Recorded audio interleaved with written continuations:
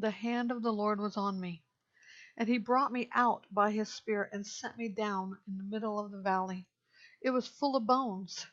He led me all around them. There were a great many of them on the surface of the valley, and they were very dry.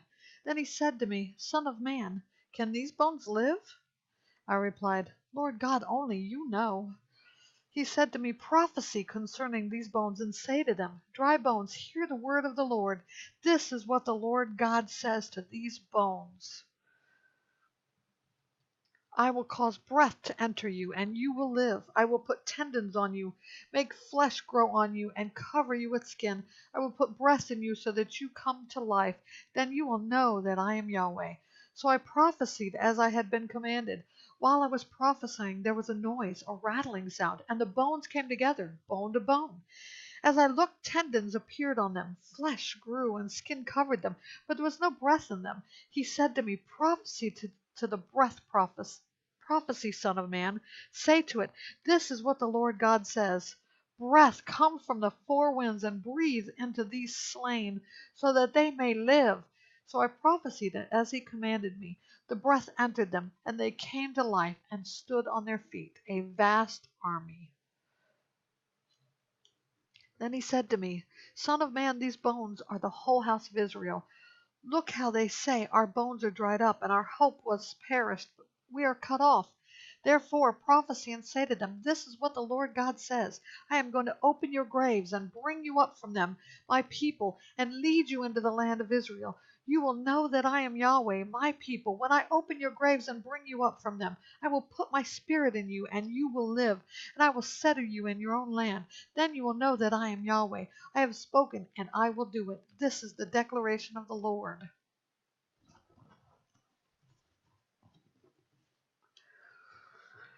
The word of the Lord came to me. Son of man, take a single stick and write on it, belonging to Judah and the Israelites associated with him. Then take another stick and write on it, belonging to Joseph, the stick of Ephraim, and all the house of Israel associated with him. Then join them together into a single stick so that they become one in your hand. When your people ask you, Why won't you explain to us what you mean by these things? Tell them, This is what the Lord God says. I am going to take the stick of Joseph, which is in the hand of Ephraim, and the tribes of Israel associated with him, and put them together with the stick of Judah.